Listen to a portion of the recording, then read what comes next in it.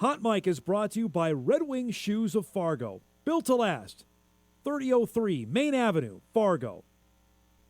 Hot Mic with Dom Izzo. Really? Really, Dom? No. I like what Dom's doing. Okay. Dom Izzo. Jeez, come on, Dom. What do you think I am, a magician? Yeah, I'm fired up, Dom. What else could I say? Absolutely. It was great to get on the field, and then Dom came up to me, and I'm trying to walk away from me. I just wanted to enjoy myself out there. Hot Mic. Great job. There's got to be some kind of intelligent question about something. Coach Dom Izzo, WDAY in Fargo, North Dakota. Can you give me a layup or something? Hot Mic. Presented by Northwestern Mutual. That program is second to none. On the networks of WDAY. You know, if it's not about sports, I find it very hard to concentrate. Here's Dom Izzo. Good Friday morning. Welcome, everybody, to the final day of July on Hot Mic on WDAY Extra, KSFL TV. Good morning to our friends in Sioux Falls, KNBN in Western South Dakota, and all parts in between at Inforum.com.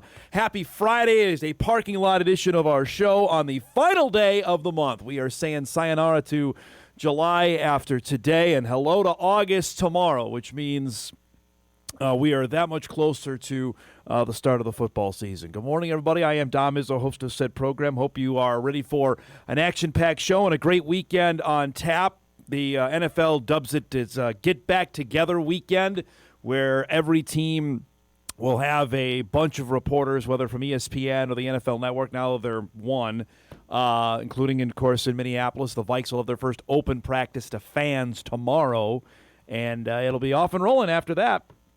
And we'll get you ready for that. Each of the quarterbacks have had their time to visit with the media. And yesterday it seemed like Kyler Murray got more reps than J.J. That'll be a constant storyline prior to the first preseason game, which is 2 weeks from tomorrow when the Vikes play the Giants to open up the first of two trips to MetLife Stadium this year. They'll play in New Jersey again. That won't be till 2027, January of 27, when they play the Jets right before the end of the regular season. We have a lot to get to on this Friday. The Major League Baseball trade deadline is on Monday. Your Minnesota Twins. If you were sleeping last night, somehow if you went to bed after how the Twins game ended yesterday afternoon, and you weren't still on the emotional roller coaster of that, your Minnesota Twins made a deal and not leaving a player. They added talent to the Major League roster. We're going to discuss that coming up later on in our program here this morning. It seems like a perfect time to have Cory Provus join us, although I'm not sure perfect time is the best way to describe it for him, since the Twins then took a long flight from Minneapolis to Seattle right after the game. We'll wake Cory up at it'll be 7:30 Pacific time for the Twins and Mariners. Man, it can't get much bigger than that for a three-game set, knowing where the Twins are in the standings and where the Mariners currently sit as well. We'll preview that with Cory coming up later on in our show today. Looking forward to that. We also had maybe the biggest Bison story of the week was not the opening of fall camp, which is a big deal. Obviously, the start of the FBS era is now underway. Was the news that broke on Monday that North Dakota State quarterback Trey Drake and North Dakota State basketball standout Avery Koenen are engaged, thanks to us. And one half of that dynamic duo, Avery Koenen, will be here in studio today to chat about the engagement. We'll chat some Bison hoops, and we'll have some fun with that segment. It's Friday. We're going to have some fun before the weekend. Looking forward to that. Speaking of Bison Camp, we'll be back out there today for our second media availability. We'll be up there. You're going to hear from Donovan Woolen coming up later in our program, Bison Jr. standout linebacker, about year three and how things have changed for him now as a leader at that linebacker spot in terms of experience and obviously talent, knowing with Logan Kopp and Nathaniel Staling gone, Woolen's the most experienced guy out there at the linebacker position. We'll chat with Donnie about that coming up later on in the show. Also yesterday, this is actually earlier than normal, that the Summit League basketball schedules are out. And it's easier to do when you only have 8 teams, frankly, and I'm not happy about it. I don't think anybody's happy about it. The amount of response I got on this particular topic is, I won't say overwhelming, but we got quite a bit. So we'll read some of that because there's some angry people that follow basketball in this conference, and I don't blame them. We'll get to that coming up later on in the show. But let's not bury it any longer because the Minnesota Twins game yesterday was, frankly, their most important win of the season. We know how they won in a walk-off Tuesday night. Wednesday night, Randy Dobnak was turned into Cy Young and shut down the Twins. So, again, they were denied the chance to go above 500. Yesterday, and I don't blame anybody. If you were at the game and left early, I don't blame you. If you were watching the game on TV and turned it off, I don't blame you because they were getting no hit, nothing, through 6 innings, through 7 innings. They had done nothing offensively. But until the very last hitter of this game, they flipped the script in the most amazing way possible. Bailey Ober was starting yesterday. Jack Caglione was up at the plate. That's a nice sliding catch by one Austin Martin out in left field, who's become pretty reliable out there. A little snow cone out there to keep the Royals off the board. Carter Jensen is up in the third inning. How about some more defense? Alec Jackson, how about that?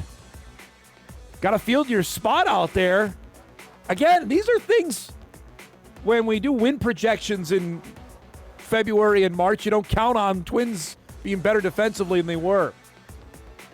Caglione would untie this game in the top of the third inning. That is an absolute tank. If you've been out to that part of Target Field, that's hit a ways. He did not miss that one from Bailey Ober. 438-foot shot. It's 2-0. John Rave. Who? John Rave is up in the fifth inning. Pelts one off the wall in right.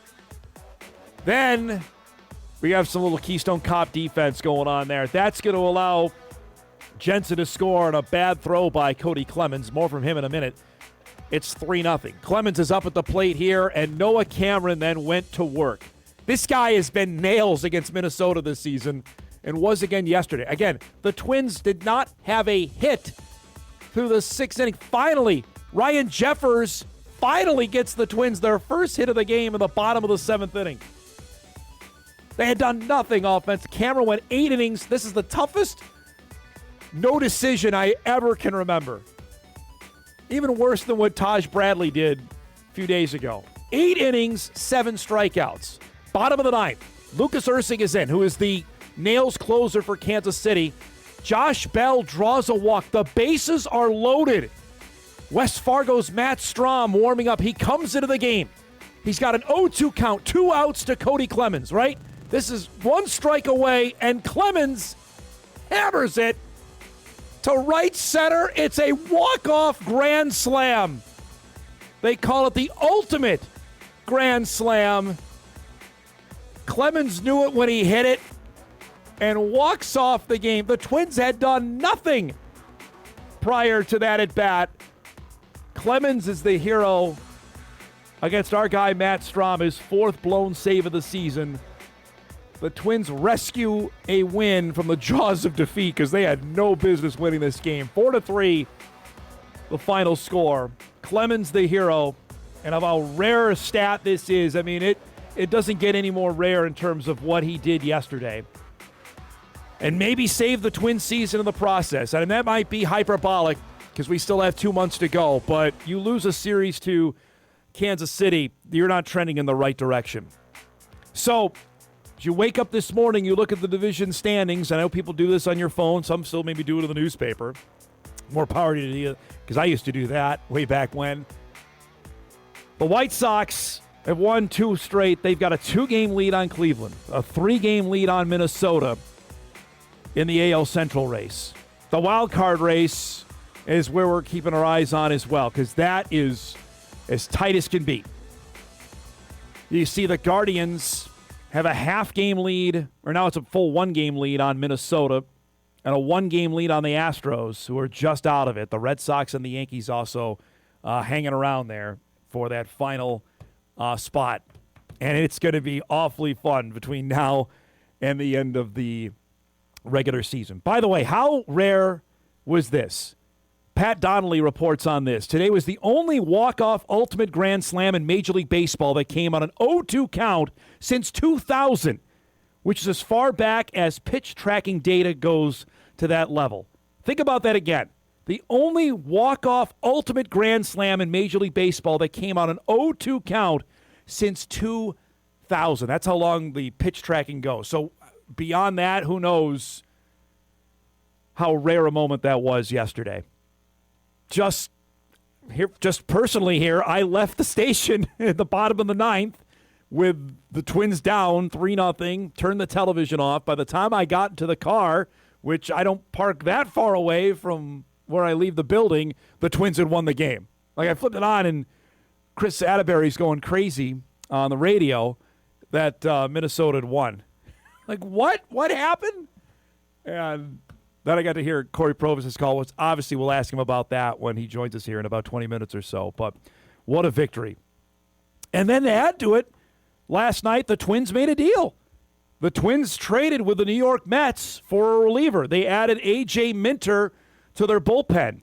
Minter is 1-1, 2.35 earned run average. He's a lefty with the Mets who's been pretty, honestly, the Mets haven't had many guys to be right home about. Minter is one of them. And here's the intriguing part for what the Twins did. They are going to pick up his $3 million plus salary as well. He leads all Major League pitchers with a 10 strikeout to walk ratio. Made his season debut on May 26 after he was out with an elbow injury. Since 2018, he ranks third among all National League pitchers in appearances, over 400 appearances. The Twins are sending 2 prospects. Bruin Agbayani and Billy Amick are heading to New York. Now, Agbayani is a historic name in the New York Mets franchise history, which I know no one cares about except me. But Agbayani is the son of Benny Agbayani, who was a hero for the Mets in their 2000 National League pennant winning season when they lost the Subway Series to the Yankees. He's 19. He was selected by the Twins in the 6th round of the 2025 draft out of St. Louis High School in Honolulu. Amick is an intriguing case. He was drafted in the 2nd round of the 2024 draft out of Tennessee. He's hitting .217 for Double-A Wichita this year, 14 doubles, 23 home runs, 72 runs driven, and he's really struggled with left-handed pitching, but maybe some upside there. These aren't 2 of their high-profile prospects. But regardless of all of that, they made a deal. They added a guy. They didn't subtract from the roster. And I think yesterday's game went a heck of a long way to saying we're not out of this, that we're in it. We're going to fight to be in this race. If they lose the game, does that trade go through? I don't know. We can ask Cory on that. I'm not sure he would know, but that's a really intriguing subplot of what went down. If they are retired meekly in order in the bottom of the 9th yesterday, right? They go 1-2-3, with a couple of ground balls and a strikeout. How does that change their fortunes here? They'd be 2 games under 500 heading into the weekend series of the Mariners. We'll never know. Another word on Cody Clemens, because here's a guy, when they added him last May, right, just as basically like the 25th man on the roster, right, 25th or 26th man, that he wasn't going to be anything. He was Roger Clemens' son. And he has turned himself into a really good baseball player. You have to tip your cap there that it's gone beyond him just being a guy, a jag, just a guy, to a contributor and an important part of this baseball team. That is, again, you can't project that. You just can't. And now it's off 3-city road tour here. It goes Seattle, off day, which is Major League Baseball trade deadline day on Monday, Kansas City, and then the Brewers. This is a big-time stretch, and we'll see what else they have in store. Maybe they're not done between now and Monday. It's going to be fascinating to see play out. The Twins are relevant as we come to August 1.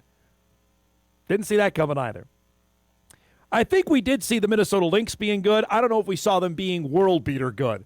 As they turn the calendar to August in the final month and a half of the WNBA regular season, they are running away with things here. Nafisa Collier is back. Obviously, they have Olivia Miles, who's tearing up the WNBA.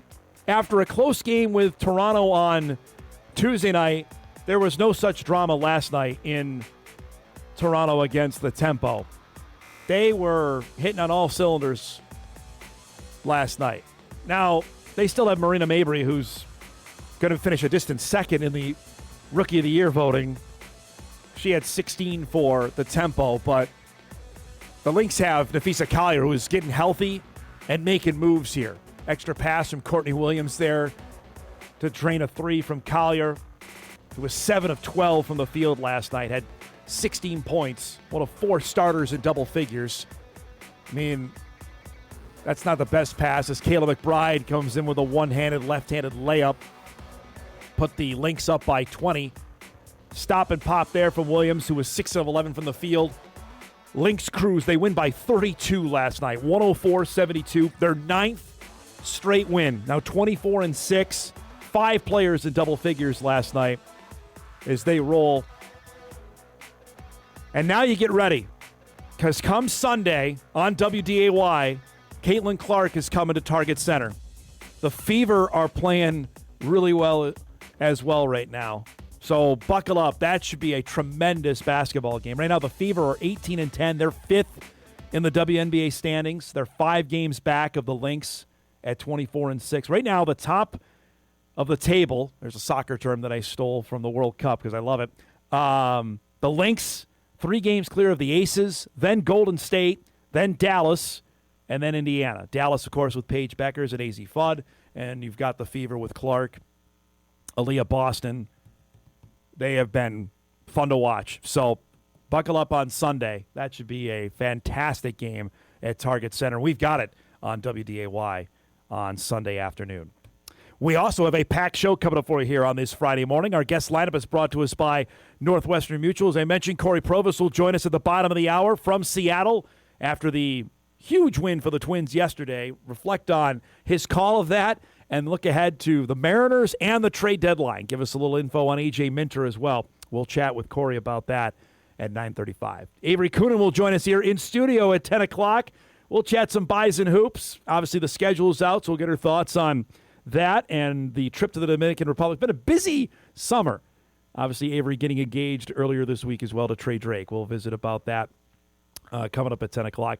And at 10:35, my conversation from Bison Fall Camp with North Dakota State junior linebacker Donovan Woolen. We chat video game because that's where we last heard from him about the EA Sports game and obviously about taking over as that leader spot in the linebacker room with 2 new starters coming in for NDSU for the fall of 2026. So our conversation with Donnie will wrap up things for the week. That and a heck of a lot more here on a busy Friday. We come back.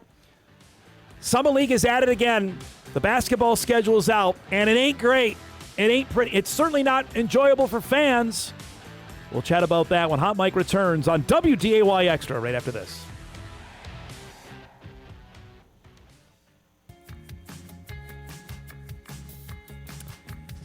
Welcome back, everybody. Off and rolling here on a Friday morning edition of Hot Mike. Cory Provus will join us about 15 minutes from Seattle. Well, as tradition on our program, it never fails. As soon as we signed off at probably 11 a.m., email came into the inbox, headline titled, Summit League basketball schedule set for 2026-27 season, which immediately I groaned. Like 10:45, help a brother out, maybe. And I want to read the first paragraph of the email, and then I want to go from there. I'm going to show you the schedule specifically for Bison men and Bison women's basketball, but frankly, this isn't NDSU tilted because it doesn't really matter if I showed you Kansas City's, Oral Roberts, it'd still be in the same vein of what I'm talking about. The 2026-27 conference slate features 14 games for each institution, with every team playing a home and road contest against each league opponent. The regular season format was determined by the Summit League's member institutions through a collaborative process involving conference leadership and campus administrators. The league partnered with Factor Sports to design a schedule based on maximizing student-athlete experience and institutional priorities, including competitive balance, academic requirements, travel efficiency, and facility conflicts. Game times for conference contests will be determined by the host institutions and announced at a later date. Now remember, we are now at a time where Denver is gone, so we're down to 8 in the league. I want you to keep that in mind when you see the schedules come out here for everybody. For the Bison men, the reigning league and tournament champions, their first conference game, well, first off, nothing happens prior to the new year. So there we go. We got that one right. Okay, we're not scheduling games over winter break. Last year we had games on New Year's Eve. We definitely did. Bison played USD on New Year's Eve last year. So at least we got that. That's all I can tell you. The Bison men open up their league play at St. Thomas on Thursday, January the 7th. Okay? Downside, the Bison women play at home the very same day against St. Thomas. So after a couple of years where we avoided mirror scheduling, it is right back in our front yard. It's just the dumbest thing. And I wish it was different, but it's not. The next home game's on January 9th. The Bison men go to Omaha. Bison women are at home against Omaha. So they are, again, making fans choose which game to watch. And it's silly. It's not silly. It's dumb. And in 2027, we are making fans choose which gender they want to go watch. The Bison men's schedule goes like this. They open January 7th at St. Thomas, January the 9th at Omaha. The home conference opener is January the 14th with Kansas City. Then Oral Roberts on Saturday the 16th. Then they'll play 3 straight on the road at SDSU, at USD, and at UND. That's a Friday night game, by the way. The Bison men play at Grand Forks on Friday, January the 29th. Neither game with UND is a doubleheader. Neither the games in Grand Forks nor the games in Fargo are doubleheaders this year. Again, don't shoot the messenger. I'm just telling you where we're at. The Bison get St. Thomas on a Saturday, February the 6th. Then NDSU ends the season with 3 straight home games, which conversely then the Bison women are going to be on the road. Just let me have my moment here. USD, the Jackrabbits are on a Saturday, February the 20th, and then UND also on a Saturday, February the 27th. That's a single game. Apparently the doubleheaders worked too well. They couldn't do it again. I don't get it one iota on that. The Bison women obviously flip it. Everything you just saw with the Bison men outside of the games with UND. The Bison women will play Saturday, January the 30th at North Dakota. And then the return trip when the Fighting Hawks come to Fargo will be a Friday, and I'm assuming a Friday night, February the 26th against UND. When I posted this yesterday, the amount of responses I got, actually, I was quite surprised on the responses I got on it. I'm going to read a couple. Dom, do you see any expansion coming? It's always talked about, but never hear of any motion. The league is down to 8. Does NDSU work on going full Mountain West, or do you think expansion is going to happen? And I would look at the former on that. Remember the language that's in the Mountain West contract? That North Dakota State would get option of first right there. Doesn't mean the Mountain West has to take them if they decide to expand, but I know the money. But right now, you got to tell me what the league is doing. Fenton was on with us, last month, and that's a topic we always talk about. There's no takers. There's none out there. How is it the athletic directors haven't seen the downside of the mirror scheduling yet? I get not wanting to do double headers for basketball, but 8 teams is the perfect number of teams to do that and make it work. At least a couple. I don't think anybody saw the downside last year when the Bison women won the Summit League championship against UND and cut the nets down, And then the Bison men played and routed you. I mean, that was a fun afternoon at the Shack. There was plenty of energy, and it was humming in there. And frankly, the double dip when they last did it up in Grand Forks, not last year, 2 years ago, was electric up there. Josh Fenton hates the fans. He's totally worthless. Get us to the Mountain West. Worst idea ever. Takes many eyeballs off the women's game. That's the one I wanted to hit. Because invariably, when you do this, when you're putting the men's game up against the women's game, people are going to watch the men's game. Right, wrong, or indifferent, if the men are playing Omaha, right, the same time the women are playing, and the women are at home and the Bison men are at Omaha, I've been down this road before. We'll have an okay crowd at the Shack, and hopefully it gets better because the Bison women are likely going to be the preseason favorite to win the league, but there are going to be plenty of people that are going to stay home and watch the feed of the game. There's no logical reason for mirror scheduling. It means less support. Not sure why any athletic director would approve of this. I'm right there with you. Especially in this day and age where women's sports, especially women's basketball, has never been more popular. And if you're Jory Collins saying, we want more people coming out to the game, more people are coming out to the game, when the Bison women play the Jacks, the Bison men are at Brookings. And that's one of the biggest games of the year. It makes no sense. And it's not just restrained to Fargo. It's happening in Brookings and Vermilion as well, and I understand their fan base is being unhappy about this. I don't blame them one iota. This falls on conference leadership. They're at 8. The red warning lights are going off here, folks. We're one more team departing away from being in a really bad spot. And I don't know who you go talk to. All the candidates that we have circled about over the last 4 years on this, whether it be Lindenwood, Western Illinois, Northern Colorado, Northwest Missouri State, all of them are not interested. So now here you are at a really tough spot. And already knowing Kansas City, Omaha, Oral Roberts aren't thrilled with league leadership after the whole scheduling kerfuffle with the Dakotas and the Montanas and the Idahos for what they did. You're treading, in my mind, on thin ice right now. And this doesn't help, in my opinion. All right, we'll save some maybe chatter for that later in the show. Let's break. We come back. Cory Provus joins us from Seattle after the emotional Twins win yesterday. Looks ahead to this weekend with the Mariners and the trade deadline. Much more on Hot Mic on a Friday morning. We're back after this.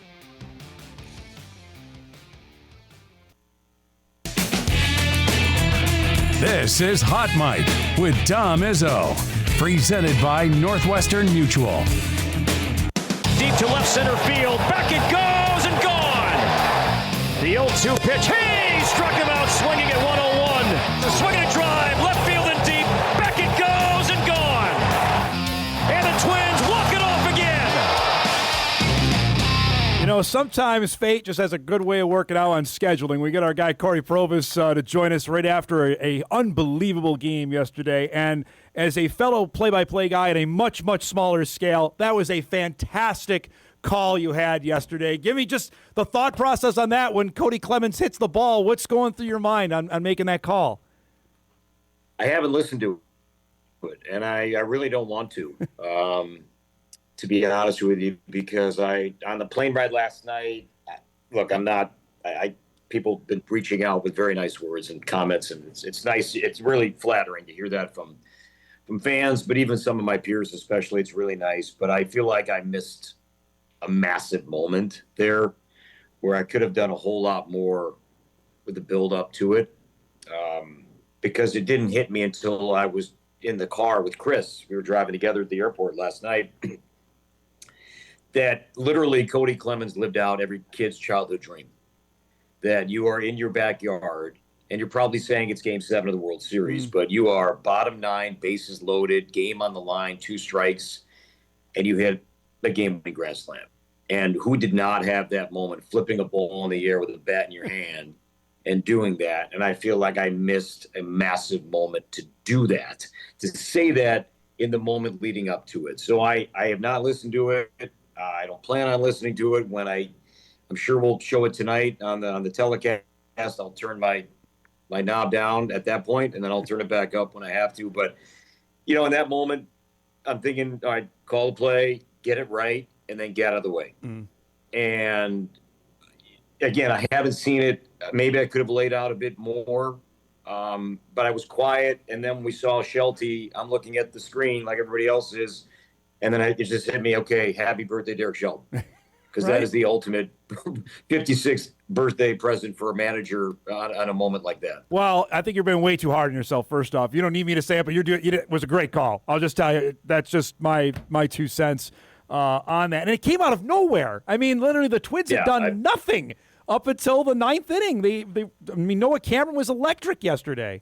I was leaving the park with Morty yesterday, and I'm telling you, the 2 best pitch games I've seen against the Twins all year, and somehow they won both. from Gavin Williams, yes, last Thursday in Cleveland, yes, striking out 11, 7 shutout, 2 hits, and then Noah Cameron with a no-hitter, deep into the ball game last night, and they won that one too. So, it's rare that you get that kind of showing, but out of nowhere, and began with a hit by pitch, and Royce Lewis. I mean, the Twins were down to their final out and strike multiple times, out and strike, and somehow kept that line moving. And boy, Morty said, I do remember Morty saying that, man, hang him a slider. And I did see the location. I haven't listened to it, but I saw play kind of, and where Salvador Perez wanted that pitch, and where Fargo's own Matt Strom missed.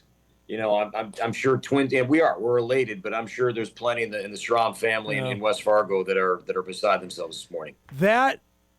That whole series, honestly, Corey, 3 pitches go the other way, the Twins get swept. That's not an exaggeration to say that. 100%, 100% that you win in walk-off fashion, not once but twice in 3 days against a bad team that's really struggling right now, that didn't have its best player 3/4 of their starting infield for 2 of those 3 games, and you can't lose to a Bobby Witt Jr. and a Michael Garcia-less team. No. I mean, then they lose Vinny Pasquantino. They have some young talent, they really do. I think Jack Caglione is going to be a star. He's a great player, and he's going to be a force in our division for a long, long time. But you don't even see Michael Wacha in that series. But man, Randy Dobnak was something else, man. Yes. I talked to him yesterday for a little bit in their clubhouse, and so I was talking with Bailey. So him and Bailey Ober are great friends. They're still very close to this day. And I was talking with Bailey, and Bailey was like, you know what would be nice? This was the Dobnak night. He said, I'd love for Randy to do well, but then we crushed their bullpen. So I'm like, well, it's sort of playing out that way, but we did nothing against their bullpen. But yeah, Dobnak was great. But yeah, those 2 of those games go a different way, and I'm sure we'll get to the trade that happened last night, but maybe that move doesn't happen. The fact that Dobnak had that, how personal you think that was for him, and how things ended with Minnesota going the way he threw on Wednesday night? I don't think there's any animosity. I think that Randy Dobnak has to be, and he is so thankful that the Twins gave him $9 million. Yeah. I mean, guaranteed, $9 million guaranteed, and he had this. It really is a similar injury to what Taylor Rogers had, which derailed him from getting traded in 2021 and kept him down for a little while.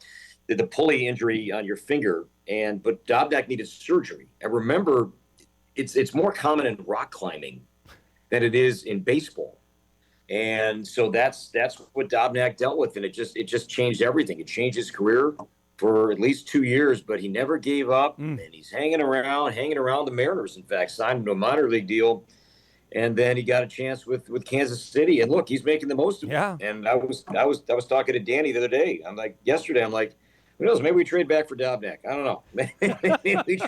Maybe we work out a trade, and Dobnak joins us on the flight to Seattle. Who knows? All right, as you mentioned it, we talked about it earlier in the show on the Twins late night trade. It became official this morning for Mets reliever A.J. Minter, and I'll go right to what you mentioned. If they lose 2 or 3 even, does this deal happen in your mind?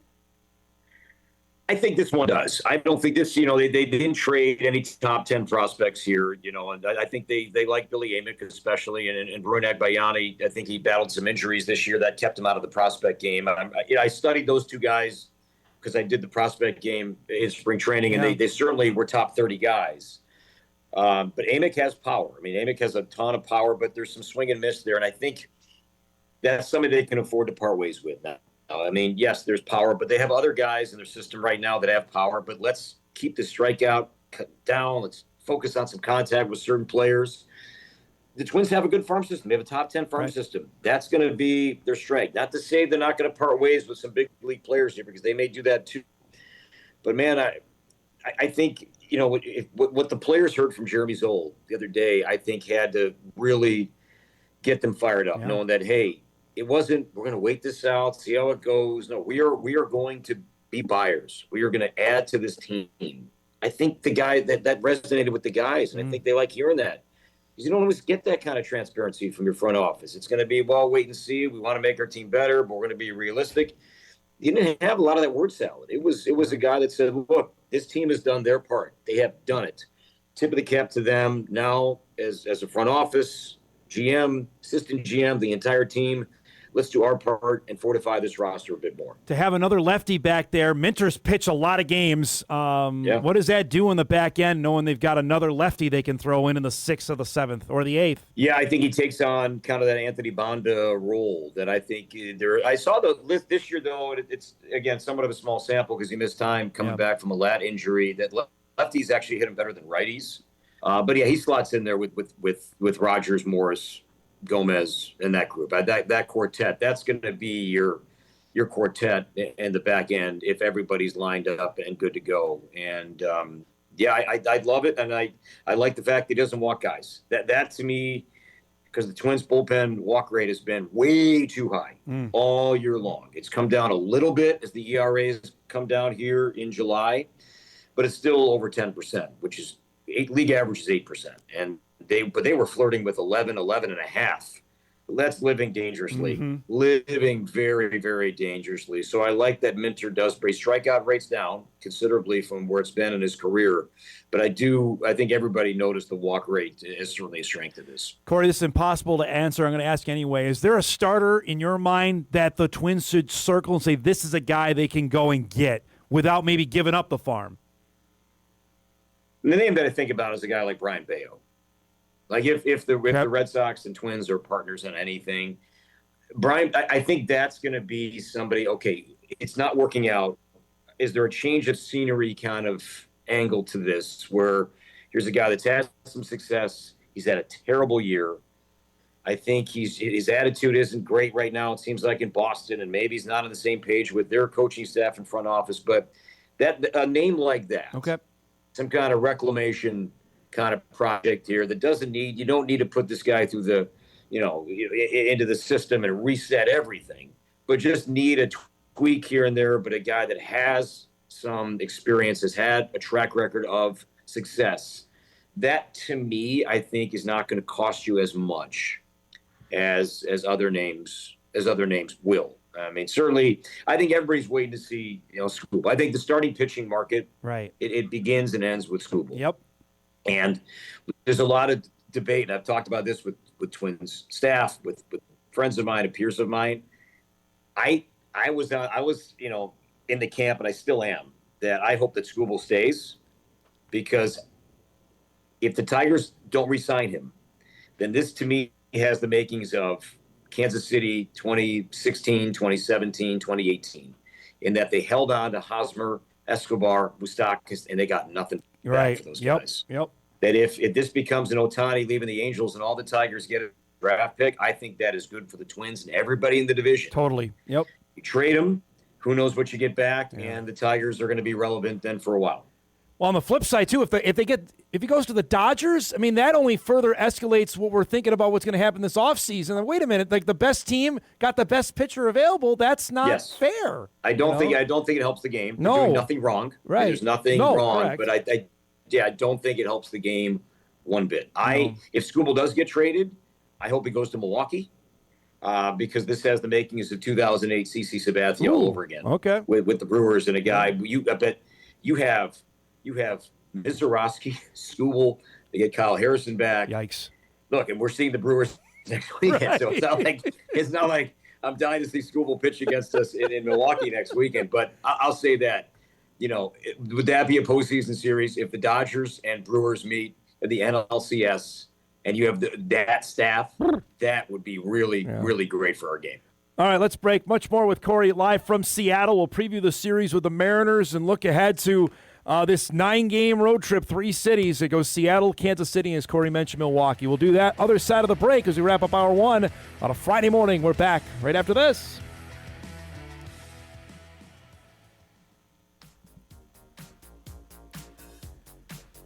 All right, wrapping up our first hour. Cory Provus back with us live from Seattle. Twins and Mariners, 9 o'clock tonight. I know your affinity for the Emerald City. Give us a lowdown of what to expect of this weekend on the broadcast. What you guys got planned? My favorite stop on the tour. I love this place. It is my number 1 seed, Seattle, especially this time of year. You get here and just blue skies and sunshine, no humidity. It's awesome. The Mariners play really well at home, but they're not playing well here since the All-Star break. And what a team they were last year. And so many, especially with Cal Raleigh. I mean, I don't have an MVP vote. I would have voted him the MVP over Aaron Judge because what he did last year was historic. Yes. Something that a catcher had never. He had the best offensive season by a catcher in Major League Baseball history. And that's why if I had a vote, I would have. And Aaron Judge is incredible, but I would have voted for Raleigh over Judge because of that. But it took a toll on him because his numbers are way down this year. He's not alone. A lot of guys, maybe there's something to that, just that next year. It just doesn't click the way it did the year before. But they have pitching. I mean, the Mariners just always have pitching. And so that's what they're going to see. They're going to see 3 right-handed power arms here. They're missing out on Brian Wu so far in the series, but they're going to see some power. And maybe, matches up better for the Twins. It's going to be 3 righties because they have not done well against lefties, Dom. Yeah. All year. Yep. And especially the lower velocity guys. They have, whether that was Noah Cameron yesterday, but even Jacob Lopez, and we go on and on. This team is just not hit left-handed pitching. And so now they get 3 righties. They're going to see some velocity, and this team does line up better, the Twins do, with their left-handed bats against right-handed starters. I want to go back to what you're talking about with Raleigh and the Mariners, and with relation to the trade deadline, that it's even more of an indication if you're in it, go for it. There's no guarantee, like for Seattle, they were going to be good again in 2026 after what they did last year. It's just if you have the chance, I think you owe it to your fan. Hey, we got to go for it here. There's no guarantee we're going to be good again next year. Like Derek Falvey remains a very good friend of mine. And at some point in my life, I'm going to ask him if he has any regrets about 2019 and not adding more to that great Bomba squad team. Yep. You didn't have to touch the offense. The offense was great. You didn't have to do a thing with the offense. But, and maybe they would have had to trade Larnach or Royce or whatever. We never know. But was there any regret about not that really good team that was clearly deficient in pitching? And then Michael Pineda happened, which they didn't see coming. I mean, you can't project that the guy's going to get banned for taking a diuretic. Yeah, that changed. That's why Randy Dobnak threw in Game 2. Yes, that's right. That series in New York. But I think this team right now, I'm with you. And they have the strength is the farm system, and they're not going to trade Jenkins. They're not going to trade Culpepper. They can't trade Von Lackey. No. But I think Emmanuel Rodriguez, I think a lot, they're in play. Charlie Soto, all these guys, fine. Yeah. Yes, I think they're all in play. But also, I think there are some big league guys that are in play. And that's why it was on. We talked about it a little bit yesterday. I mean, did we see Ryan Jefferson play his last home game at Target Field? To me, I think it's a fair conversation to have. And I'm sure Jeffers, well, he's probably not going to say it publicly, internally, and with his family. Right. I bet he thought the same thing as he was getting to the ballpark. Is this the last time I'm walking inside this clubhouse? He's a human being. He's a free agent. He's having a great season. Yes. There are many teams that are in need of right-handed hitting, catching, so he checks a lot of boxes. So, I think it's going to be fascinating. The Twins they're going to be an interesting team. They're not going to be a dull team here this weekend leading up to the deadline. That's why I'm glad that we're not playing on Monday. I think that's awful for those teams that are. And I think there's not a full slate of games. I think there's maybe 5 or 6 games, maybe 7 games on Monday. But I'm glad the Twins aren't one of them. They're off, and they can kind of see how it plays out. The guys can be together and then go on wherever they're going. I heard you and Morneau talk about that earlier this week, and I'm really interested. I'm glad you brought it up because I was going to ask you about that, about maybe making that a mandated off day for the league, because it's so hard for guys that maybe we can count on him playing. Well, no, we can't because we've traded him. He can't come in the game. I'd be really interested if baseball would go and do that going ahead. Well, they don't like quiet days. No, I know that. They don't like quiet, a day. I think that's not great for the sport. I get it, but there's a human element to it. Yes. Now, it's rare. You don't see it happen too much anymore where guys get traded in the middle of a game and have to come out and leave the field. But I've seen it. I've done it. I was there when Houston, I think it was either Hunter Pence or Michael Bourne got traded. I believe they were playing in Milwaukee, and I saw that. Yeah, it's weird. We thought it last year with Willie Castro. Totally. I said it on the air, yes. Dom. When Willie Castro came out, the game against the Red Sox, I'm like, did he just get traded? Yes. It was really confusing, and I was like, I think we just traded Willie Castro because he's coming out off the field right now, and it didn't happen at that point. It was traded, but not at that moment. So it's weird. It's just uncomfortable, and so it was an odd day, and that last day game against the Red Sox, and that's where Griffin, Jackson, and Rocco had that blow up them out, correct. And then the Correa and Jack's meeting in the club. It was an awkward, odd time, and the Twins, to be fair, they play themselves into many of those decisions because they laid the biggest egg imaginable coming out of the All-Star break. They did not do that this time. And I think we've touched on that the last couple of weeks, right? Yep. They hung in there. They've won some games incredibly dramatic ways, but they did not lay an egg any way like they did this time last year to give themselves a chance to add and not sell. Last thing before we go here, this 3-city tour, I know I hate asking, predict records, but what do they got to do on this 3-city tour to keep themselves in the race record-wise in your mind? Just avoid getting swept. The Twins have been very good in the first game of series, and they've been great in rubber games. I think they're 12-7 now in rubber games. That's really good. Which is really good. Look at that 5-game swing right now. Right? That's a really good record that they have in these rubber games. That, to me, Zebby Matthews, let's see what you got. I mean, there have been some good, some bad, and, has he been able to hang in there when he hasn't had his best stuff? There have been too many times where Zebby hasn't been at his best, but he's pitched his team out of the game, right? But he goes deep. I mean, Zebby gives you innings. He does give you innings, but with those 6 innings might be 5 or 6 or 7 runs. But we love the innings, but keep your team in the game. Like Bailey Ober yesterday. Gave up the home run to Caglione, fine. Gave up 1 unearned run. He gave you 6 innings and 2 runs. My whole take on the quality start stat has completely changed the more I've done this. Because if you're talking about a guy, if you're going to sell me on, boy, this guy's stats are really good. He goes 6 innings. He gives up 3 earned runs. That's a 4.5 ERA. That's nothing to brag about. But if you're telling me my starter is going to go 6 innings and give up 3 runs, he's keeping your team in the game. I'll take that. If you look at it from that vantage point, give me all the quality starts you're going to get when you don't have, outside of 1 or 2 guys with Joe and Taj, those are your strikeout guys. The rest of these guys, they're not. But if they're going to give me 6 innings and 3 earned runs with this offense, they're in the game.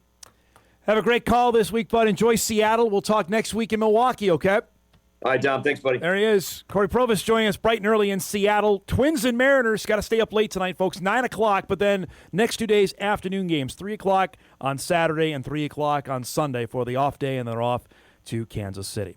We're off to hour 2. We'll take a break. We come back. North Dakota State standout Avery Koenen, the Summit League reigning Player of the Year, will join us. We'll chat some hoops and some other things happening in her life. We'll do that when we start hour 2 of Hot Mic on a Friday. We're back right after this.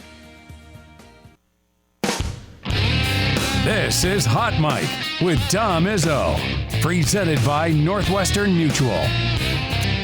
All right, welcome back, everybody. Final hour of the week. We're steamrolling towards the weekend. We'll chat some Bison football before we're done. Donovan Woolen will join us from Bison Fall Camp. Well, we're pretty pumped to have our next guest back in studio. Last time she was here, she was telling us about coming back for another year of Bison basketball, which we'll talk about. But there's some other breaking news going on in Avery Koenen's life. It's great to see you. Happy Friday. How are you? Thank you. I'm good. Thanks for coming by. Yeah. So there's been a little things happening in your life. Yeah. You got engaged. Yeah. Congratulations. Thank you. I appreciate it. So for people that don't know, and I've been late on this. You and Trey Drake have been dating for how long? Less than a year. Is that right? Yeah. No kidding. Under a year. Yep. So I don't feel that bad about that. 'Cause I found this. I only found out not that long ago. You weren't too far behind on everything. So I found out you guys were dating. I'm like, well, that's cool. And then you got to tell the story from there of actually how you guys met. Yeah. So, well, I guess it was your show is kind of where we crossed paths to start. By the way, there's our guest lineup that day with you guys on. There's the day, July 11th, and there we had Trey on. That's from his. Yeah, right. Wait a minute, because we had Trey on, and then that from his house right after he came out to Fargo. And I believe when you and I talked, you were in Chicago for this interview we did. Yep. Exactly right. Oh my gosh, it's so crazy to look at. That's actually insane. So you guys, you take the story from there. Yeah. So I guess when we were on your show, we both obviously saw the post and we were both tagged in it. Yeah. And from what I've heard from his side is that his mom saw it and was like, hey, look at her, she looks like a nice girl, kind of stalked me a little bit on social media a little bit. And my mom did the same thing with him, and both my parents obviously watched the full show, so heard him talk and probably just thought looked like a nice guy. And that was pretty much it from there. Just kind of we connected through just social media. Obviously he's out in New York and we weren't even on campus yet, so we definitely knew who each other were. And then came in our freshman year and got to know each other a little bit there. Didn't really work out at that time and wasn't in God's timing at that time. But then later on, this past year has been crazy. But been dating for under a year. But did he ask you out or you ask him? Yeah, he asked me out. How'd that go? Good. Yeah. Yep. Clearly it went well, but was there? But you had known each other for a bit, so was it nervous? Was it nerves first date kind of stuff? Honestly, no. We say our first date was the freshman year. So because we went on probably a couple dates then, and then like I said, just didn't really work out. And that's fascinating because my wife and I have a very similar story. We dated for a few months, 4 years. She called me back up, and then we started dating, and then we got engaged. It was very something similar to that. Yeah. So it was just like you said, it wasn't really the time yet for it to happen. Yep. Yeah. I mean, you're coming into college, and there's so much, and we're both grateful that it happened that way. You do so much growing and changing, and I think being able to pour our time into our sports especially was good. And of course, looking back, you're thankful for that. And but then I guess things picked up last fall kind of. We've known each other for 3 years, so we're just kind of friends throughout that whole time. And it was the right timing. So when did you get a sense going along, and I'm not trying to pry too much, so just you pump the brakes on it if you want, but we're hey, this is beyond maybe something that might be serious, I guess. Well, we both kind of knew, I would like to say even freshman year, that it was something different. But I guess a lot of that is maybe more personal, but pretty early on in our relationship, it was pretty obvious that we've known each other, now we're dating, it's the right fit, met each other's families. That's a big deal. Early, just everything clicked. And I think probably a lot of people, when they meet their person and their future spouse, they probably say that as that kind of all just clicked and made sense right away, and that's kind of how it was for us too. So my spidey sense was off, but I know I see him at games afterwards because I talk just whatever, and I've seen you. I have not seen you at football. So are you covertly there when you've gone to the football games? I guess that was the start of everything last year. So I guess it was probably more towards the end of their season even that I was around, but I was at the games. I was just, maybe never crossed paths. Well, it's 18,000 there. It's a little different with basketball. It was about 4,000. He got to stick out there. Yeah. So take me back here to when the engagement happened. When did it happen, and did you know something was in the offing? Yeah, I don't know. Obviously, of course, we've talked about it and the future plans and everything, but I did not expect it to be this early on. did everything to convince me that it was going to be Your reaction's the fall. fantastic here, by the way. Yeah, I don't even remember what happened, honestly. But yeah, so it was on Sunday night. We took his boss has this nice car that we took out to dinner out in Detroit Lakes, and we were driving back to bring it back to his boss's house, and he kept driving past his boss's house, and I was very not concerned, but obviously something was thrown off in me there. And then we pulled off, and he's like, let's just go on a walk through this area that we were at, this park, and it was hot out, so I'm like, there's just no way you want to do that right now.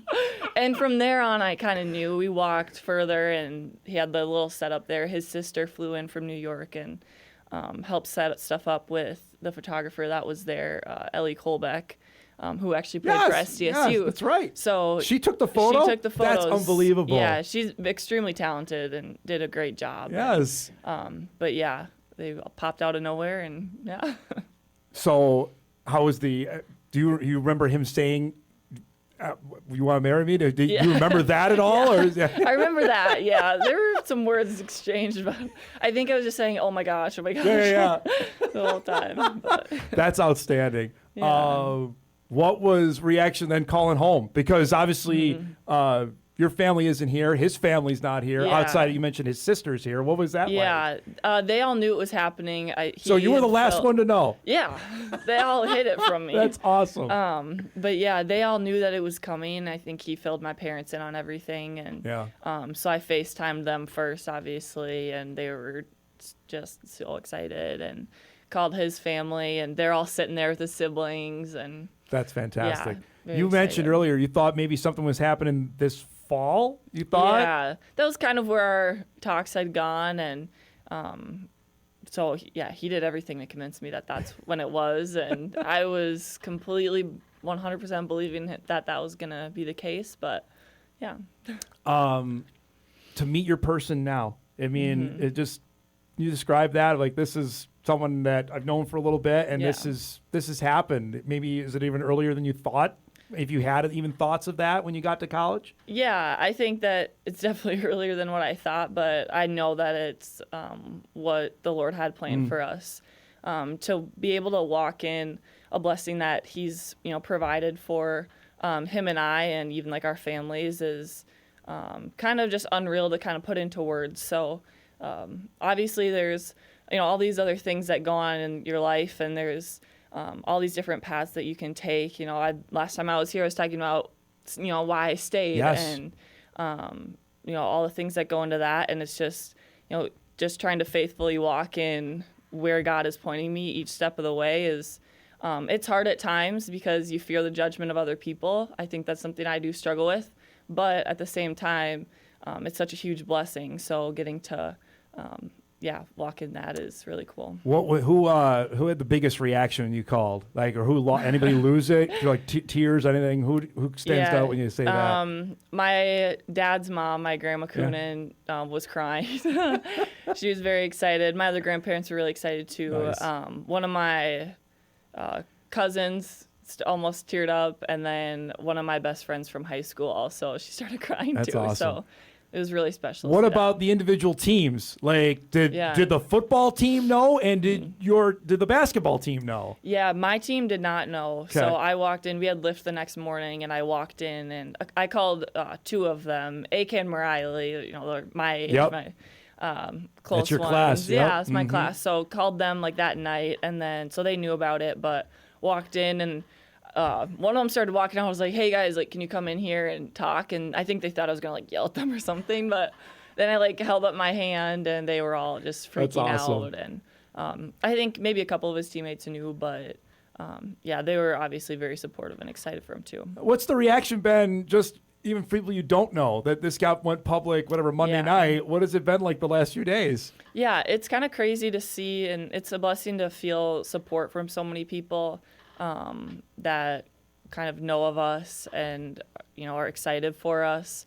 I wasn't expecting it to be as much as it was, but it is cool. It's something that it is very personal and kind of a private thing, but at the same time, I guess we chose to post it, and just with where we're both at, and our careers, and playing sports here is cool. So obviously people are gonna see that and think something of it. I have to say now, I don't know if I need a matchmaking fee or something, or maybe a front row seat at the wedding. But I think at least my Hot Mike myself that we get some sort of credit for making this happen. But you told me that this has nothing to do with me, but I'm going to make it about myself. But it was after a game, and Trey told me that, hey, do you know that myself and Avery were on your show at the same day? I'm like, no, what? No way. And I went back literally that night and looked it up. I'm like, holy cow, that is correct. And we went, and I remember I sent the video to you and Trey both. I'm like, that is wild. That if anything comes of that, that's crazy. Yeah. So we did some matchmaking besides talking sports here. Let's do one last thing before we go to break. Do you have a date set yet or not yet? No date set yet, but probably just around a year from now. Okay. We'll see. Awesome. Should we talk basketball? You want to do that? If you're more comfortable doing that. Let's take a break. We come back. We'll talk about the Bison trip to the Dominican Republic. The women's basketball schedule is out, at least for the Summit League. Much more with Avery Koenen joining us here in studio. We'll do that when Hot Mike returns after this.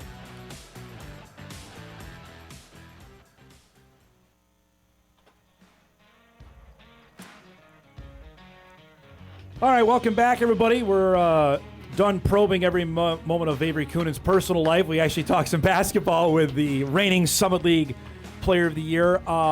Basketball-wise, has been busy since the last time you were here in April. Jossie was on in June, right after the trip to the Dominican Republic. Tell us about how that went. Yeah, it was a ton of fun. We got to play one game, which was a good time just to kind of go out and just kind of have fun and play against different competition and an environment that none of us are really used to. And then just to get to spend time, on the resort and just team bonding stuff and spending time with teammates and new teammates. It was just a really good experience, and I can tell our team's closer because of it already. Because you had a chance, you practiced for 3 weeks prior to that, right? Yeah, 2 weeks, I believe. How big a deal is that, the fact you were doing stuff that you normally do in September and October, you were doing in June? Yeah, I think it's really good for us. We got to play a lot more early on and just kind of, get things rolling a little bit faster, which is nice. And then especially to give our new players kind of just a taste of everything early on is going to benefit us later on. Now, I know you've traveled a little bit, but were there some that had never been on an airplane before? Was there anybody on your team was that or no? I think everyone has flown, I think. Well, obviously, probably for your games. I don't know if any freshmen on there, but any international trip. Like I haven't. Canada's the only thing I can claim for international trips. That doesn't count. Yeah, that was my first time actually out of the country. I guess I've been to Canada, but that doesn't count. It was for a day, so it doesn't really count. But just to experience a different culture and just to kind of see, different places like that, lifestyles, different lifestyles. It makes you very grateful for what we have here, to be honest, and. It was beautiful there, and it's really cool to experience that with your teammates. Now, there's been a couple other newsy things. Longtime assistant Dylan Geisert left to take a job at Kansas State. I know Dylan was a huge part of recruiting you. Give me give us a good Dylan Geisert story you can share now that he's gone. That you can out him now. He has a pretty good engagement story as well. Yeah. He got engaged in Alaska, right? Alaska. Yep. Yeah. Well, Dylan did play a huge part in my development as a player. I give him tons of credit. There would be times where we'd be watching film in my freshman year, and I'd be sitting there just with tears in my eyes, trying not to cry, and was just very helpful in teaching me and very patient, I can imagine. But I do remember it was when he was recruiting me, I sprained my ankle right in front of him when he was watching our game, and I was like, oh, there goes that. That's never happening. But he gave me a chance, and so did Jory. And he was just a huge blessing to have as coach.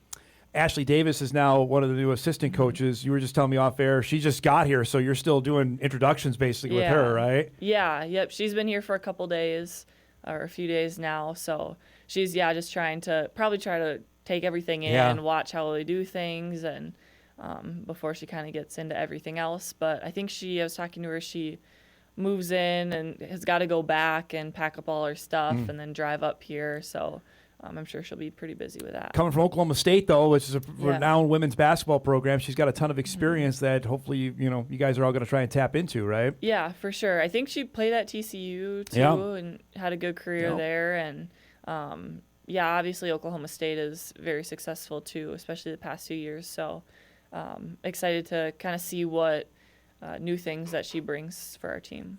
In the summer months, are you paying attention? Like the schedule is out on the conference side, non-conference is starting to trickle out. Do you, as a player, do you pay attention to that, or like I don't care, just tell me when all 30 games or whatever are done? Yeah, honestly, I don't really look into it too much. It's interesting to see our Summit League play. Obviously, you're going to play everyone twice, so that is what it is. But it is kind of exciting to see some of the non-conference games that we get to play. I think we have Creighton at home. Yeah, that's a big deal. We go to Gonzaga and then a couple other ones that I'm sure they'll announce and stuff. But you're going to Kansas? Big games. Yeah. That's a big deal. Yeah. I mean, that's going to Fog Allen Fieldhouse will be that's going to be quite the deal, right? To get to play there and experience that. Missouri State, I think I saw as well that you guys are going to go play there, and they were really good last season. So, I mean, you already tested it. You've been through it before, but certainly it seems like Jory's ready to we're going to take a step up in terms of who we're playing outside of the Summit League. Yeah, for sure. And I think when you get to play that better competition, it is going to put us in a better spot come March with just the Summit League tournament, but also getting a bid, if that.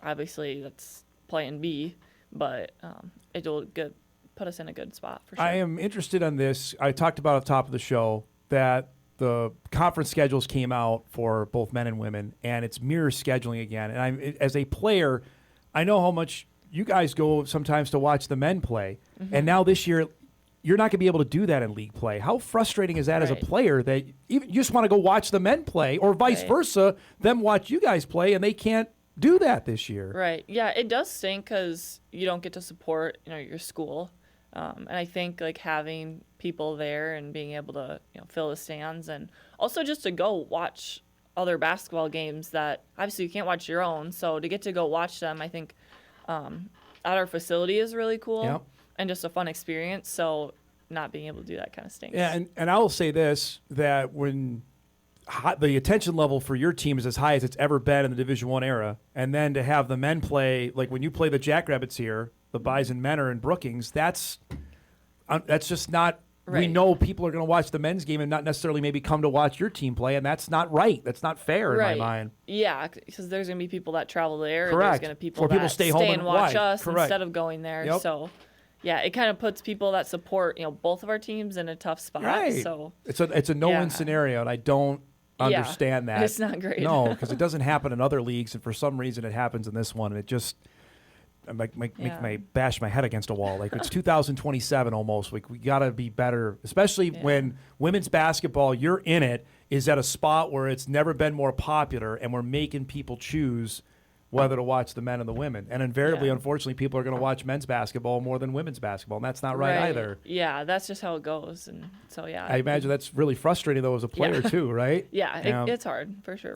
We were visiting a little bit off air. Throughout the summer workouts here, there's some new players that the team has added. Give us a little preview of some of the additions that maybe we don't know about yet that are going to be on the Bison women's team this year. Yeah, so for freshmen, Liza and Georgia, they're getting into everything now and just kind of learning everything as a freshman does, and so that'll be good for them and just to have a year to grow. And Maddie transferred in. She's a great shooter. Maddie Muniz, we had on our show, Yeah, so I'm really excited for her to get to play with us, and is very just mature and knows the game of basketball, you can tell. So just to have her just be able to step right into her role is going to be really good for our team. And then I guess Sophie, she's not new, but she's going to be playing. Yep. So very excited for her. She's an extremely talented player.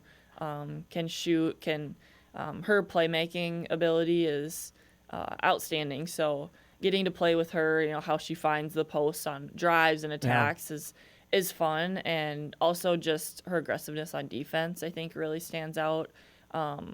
She's a very physical player and very competitive. So happy that she's on our team. And she'll be very fun for a lot of people to watch. I'm interested, two last things before I let you go. Knowing you didn't sneak up on anybody last year, people know, but certainly that's not going to be the case this year. How does that change your off-season preparation, knowing reigning player of the year and even more eyeballs are going to be on you this year? Yeah, I think, honestly, it's just more motivation to grow in different areas, to try to, not just be stopped down low, but also be tougher outside. Trying to spend a lot of this year or this summer season, I guess, working on even coming off ball screens, shooting more outside, more pull-ups, stuff like that. And we're also working on pushing the ball more and having, Carrington or I even bring up the ball in some situations just to keep offense kind of flowing and put pressure on defense. So I think growing in those areas will be helpful. So, hopefully people can't just double team down low. When's the last time you brought the ball at the floor? High school? Yeah, high school for sure. Back when I was a point guard in 7th and 8th Think about grade. that. So you were running the offense. How tall were you? Were you this tall, or did you have a growth spurt? Yeah, I had a growth spurt. I don't know when, but I think I was like 5'9" and was told I wasn't going to grow anymore. No kidding. And that was not correct. Obviously, that's not true. That was not correct. Yeah. Last thing I got to ask is on the eligibility rule that changed, where now athletes have 5 years to play 5 years, and obviously you did not redshirt. Have you thought about, hey, I have not only this year, I have another year potentially if I want to play basketball? Yeah, for sure. I think that's something that right away, all of us, all the girls, especially my class, are thinking about. It's kind of a shock to just all of a sudden have another year just kind of handed to you. Right. But it's also really exciting and a big blessing. So I don't know what that all entails. I don't know my decisions for that. That's something that will be, decided later on. It's hard to make a decision right now what you're going to do in, the spring and whether or not I take it, whether or not, what I do with it. I'm really just focused on having the best year that our team possibly can, just with the talent that our team does have, and just kind of soaking it all in with my teammates is going to be very important, and just keeping your focus on just one day at a time and the goals that this team has. And something that I've tried to do is just take it one year at a time too. You just try to, you don't know what's going to happen. You have no idea what is in store for the next year, what could happen to yourself, your team, whatever, but just focusing on the next thing is just going to be important. Was that something you were paying attention to, the 5-for-5 thing, or was that something that, hey, you found out about after it became official? Yeah, I was definitely paying attention to it. Obviously kind of knew that it was a possibility and there's talk about it. At first, I didn't think there was any possibility that it would pass and apply to me. I thought it would probably be to younger girls or girls just coming into college. So then once I heard that it was actually, like, I would actually have a 5th year, it's kind of crazy to think about, but pretty cool. Be cool to see you keep playing, but obviously you got some other life stuff to do as well on that. Thanks so much for coming by. Congratulations, you and Trey. You. Super excited for you guys, and have a great rest of the summer, whatever you have left of it, and we'll talk soon when basketball gets going, all right? Thank you. Avery Koenen joining us here in studio, North Dakota State standout basketball player, and obviously now really recently engaged as well. Appreciate her joining us. We'll break. We come back. Final half hour of the week. We'll do it. Donovan Woolen will join us when Hot Mike returns. We're back after this.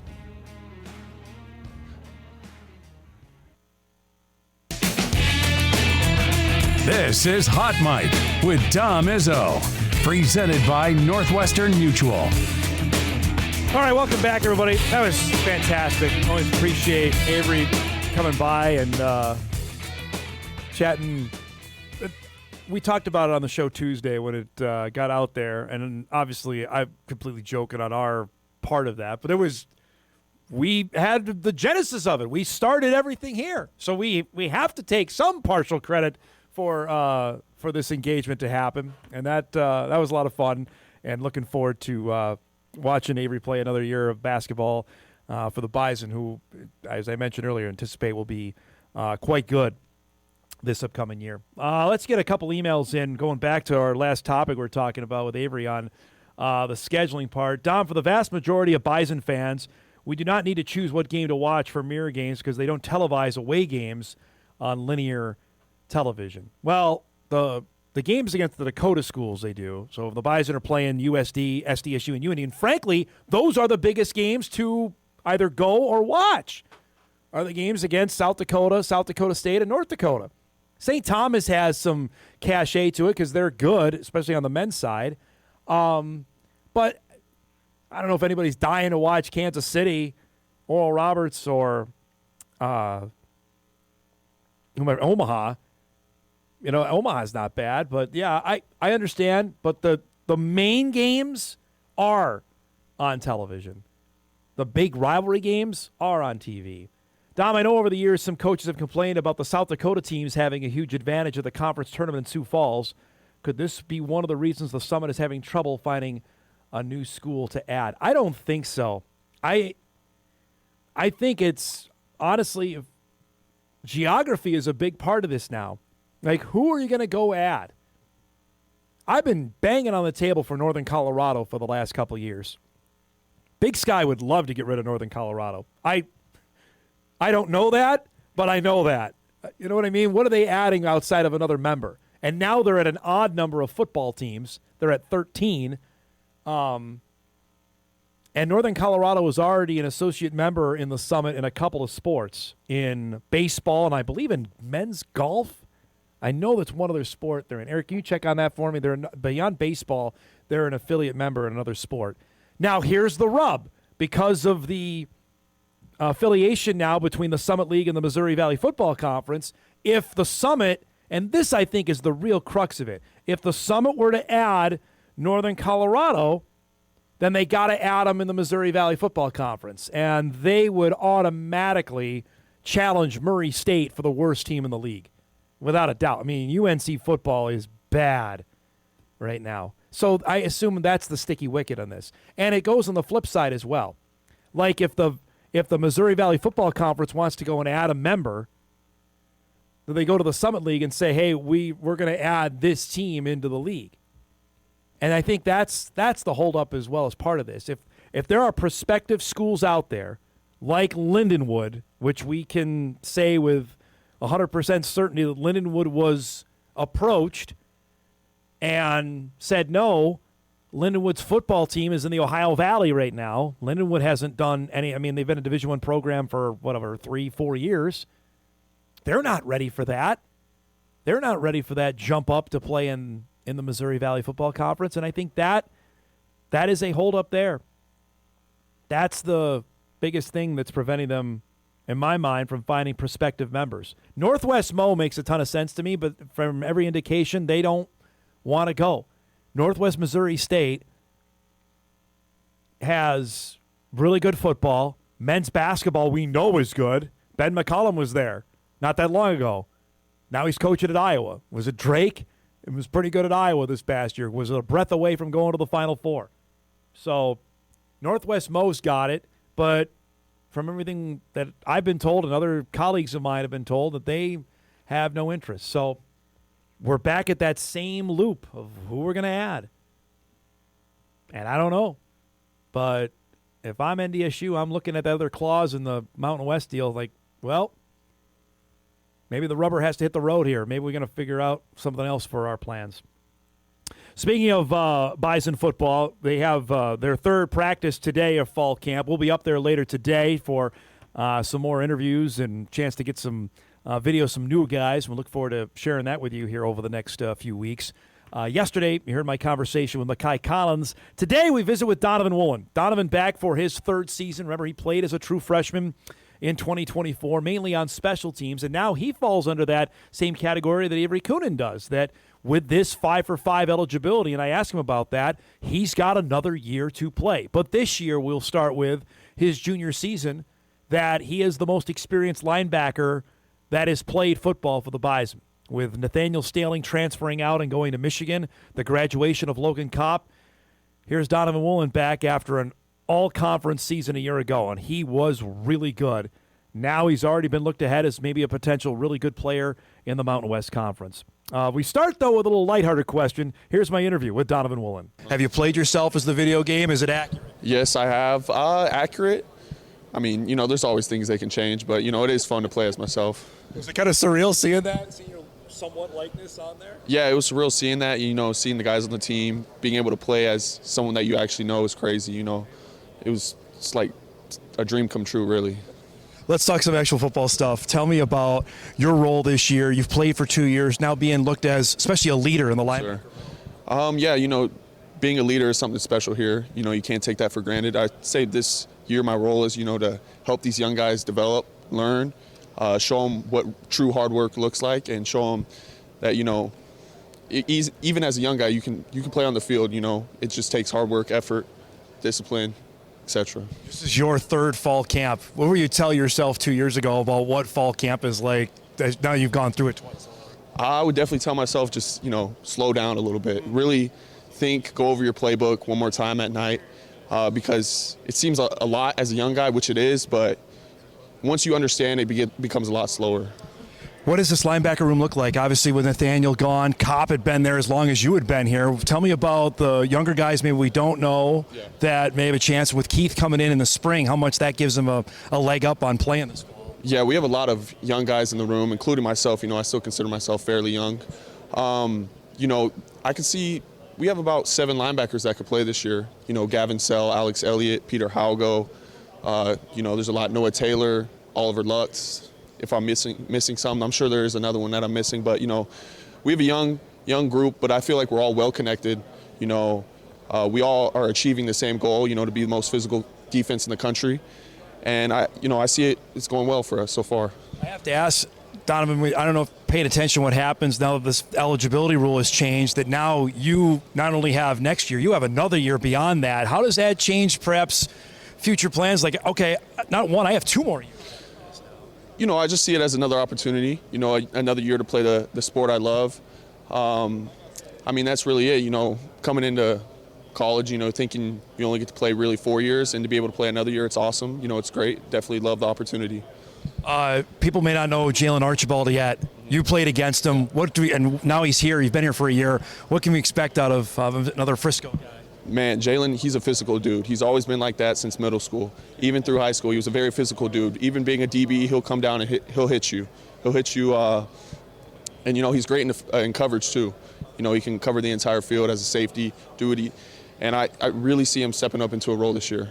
You feel like an old man on this team now, being in your 3rd year? I feel like I've been here for some time, but I'm only 19 years old, so I can't consider myself old. Tell me about anticipation for August 29th, that season opener, and what this team level is at for game 1. We're all excited. We've been waiting for this moment ever since last season. To get the opportunity to play in the dome, packed out dome, is something special that we can't take for granted. And, we're looking forward to August 29th for sure.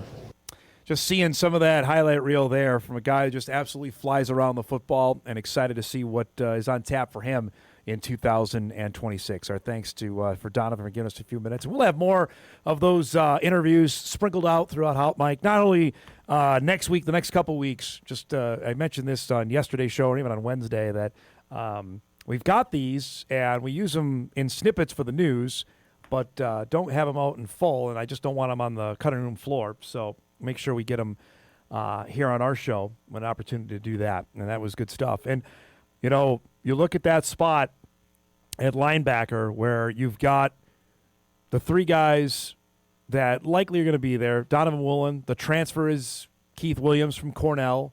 Gavin Sell is certainly getting a lot of buzz as maybe the other outside linebacker. And you've got a host of guys in there. Oliver Luck from Fargo Davies. Could he be the middle guy or split times with Williams at middle linebacker? Ray James. People forget Ray because he's been injured each of the last 2 years. But when Ray was out there last year, he was a difference maker at that spot. Peter Haugo is another name. Fargo North kid who's got a ton of ability, who had an interception, if I remember correctly, last season against Northern Iowa. He's out there that can make some plays. Noah Taylor is getting some reps. Those are all names in that linebacker room we better get to know pretty darn quick, because they're going to mix and match, and we'll have Gio on soon enough. Grant Olson, Bison defensive coordinator, to chat about what his linebacker plans are. He's still the linebacker coach. Alex Elliott is another name, transfer from Minnesota. Alex hasn't played football in 3 years, right? He didn't play for 2 years at the University of Minnesota, and then got hurt last year at fall camp. It was day 3 or 4 of fall camp. He would have played last year, most especially on special teams. He would have gotten some reps. Him and James both were guys that they just did not have the luxury of using last year. Now healthy, where do they see them out there? That's a question that will be asked over fall camp and see it materialize for that opener against Jacksonville State to start the season. All right, let's break. We come back, a few emails, some breaking news also to share on some NFL announcing news, and we'll get you out of here for a great sports weekend. Hot Mike wraps for the week right after this.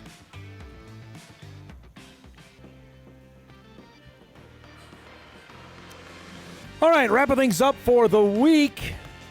Getting ready for a big-time sports weekend. We'll be back on Monday. I believe we're going to have Kason Borkhardt join us, West Fargo Horace standout baseball player, announcing late last week his flip of commitment from Oregon to Georgia Tech. He's going to lead off our week, and of course we'll have plenty of wrap-up coverage from Vikings camp, Bison fall camp as well, so looking forward to be back in the big chair on Monday. The news I teased before we went to break, everyone has seen the video and the story concerning former Cowboys quarterback and CBS Sports analyst Tony Romo from his arrest, the DWI arrest that he had in Wisconsin week and a half ago. CBS has been mum until this morning. They just announced a statement that Tony Romo is on leave from his role at CBS Sports until further notice. It went on to say that J.J. Watt will be his replacement on the network's lead NFL team with Jim Nantz and Tracy Wolfson. Now, CBS has its first game in 6 weeks, which is September the 13th. Sports Media Watch says CBS begins its regular season NFL coverage September the 13th, meaning Romo could be on leave for a full 6 weeks and not miss any assignments. But then why would you announce that Watt is his replacement? Is that it's going to go beyond that. They do have a preseason game on August 28th, but I can't ever remember Jim Nantz doing a preseason game. That's normally like Andrew Catalon. That's no slight to Andrew. I know Andrew worked in upstate New York. That just wouldn't seem right. So that's interesting that the network has now said he's going to be off the air, and we'll see for how long. J.J. Watt's really good. If you watched him with Iron Eagle, they were really good last year. That his star was rising at the network, and frankly, Romo was descending over the last little bit. We got time for 2 more emails here.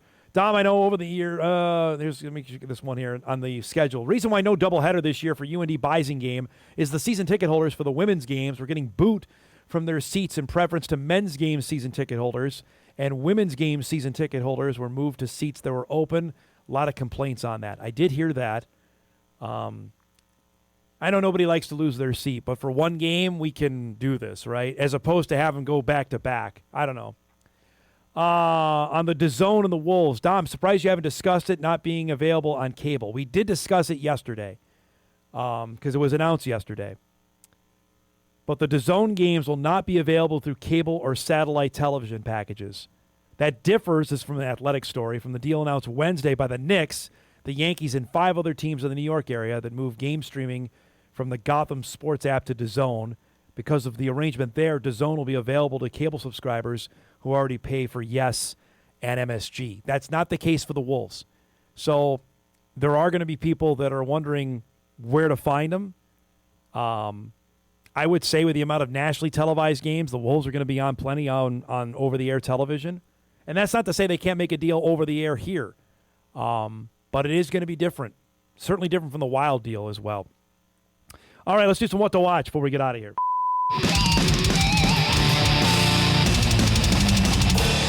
What to Watch brought to us by our friends at Northwestern Mutual. We mentioned you got to stay up late tonight. Twins and Mariners, 9 o'clock for that game on Twins TV as they open up a huge series with Seattle. Got some CFL tonight, Montreal and Ottawa, 6:30 on the CBS Sports Network. The Alouettes facing off with the Rough Riders. That should be, or the Red Blacks, excuse me. Ottawa's the Red Blacks. That's 6:30 tonight on CBS-SN. And the second round of the Rocket Classic, final year of that tournament going on in Michigan, 2 o'clock on the Golf Channel. Our guy Tom Hoagie's going to have to make some birdies if he wants to play over the weekend. Speaking of the weekend, some pretty good baseball this weekend. Yankees and Cubs are playing at Wrigley Field. Day game today, night game tomorrow. That's on Fox at 6:15. I mentioned the Lynx taking on the Fever. That'll be at noon Sunday on WDAY. Caitlin Clark coming to Target Center will be awfully fun for that matchup. Looking forward to that. We'll have highlights of that on our show on Monday. A little Sunday Night Baseball. NBC's only got a handful of these left before they take over with football. Red Sox and the Dodgers come up Sunday night, 6 o'clock on NBC. Rematch of the World Series played in 2018, if I remember right. 18-inning game that was played out there in L.A. We got to roll. Thanks to our guests today, to Donovan Woolen, to Avery Koenen in studio, of course, to Cory Provus. If you missed any of the show, you can podcast it later today at inforum.com. You can watch a full replay on WDAY+. Hope everybody has a tremendous weekend. Thanks so much for making us part of your week from 9 to 11 each and every day. Have a great weekend, everybody. We'll see you back here on Monday.